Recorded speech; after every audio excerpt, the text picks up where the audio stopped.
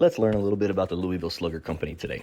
Welcome back to the Craftsman's Works. I'm Pat, and today we're working on this Louisville Slugger 125 series glove. Louisville Slugger began in 1884 when a 17-year-old Bud Hillerick made a custom bat for Pete, the Louisville Slugger Browning.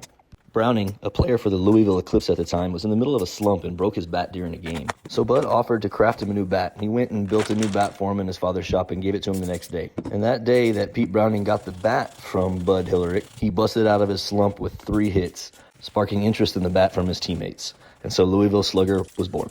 10 years later, in 1894, Louisville Slugger became an officially registered trademark here in the United States. And they got their first real player endorsement in 1905 when future Hall of Famer Honus Wagner signed on as the first player to be a Louisville Slugger endorsed player.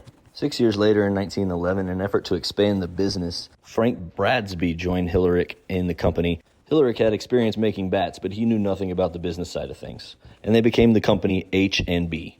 And Louisville Slugger became a brand of H&B.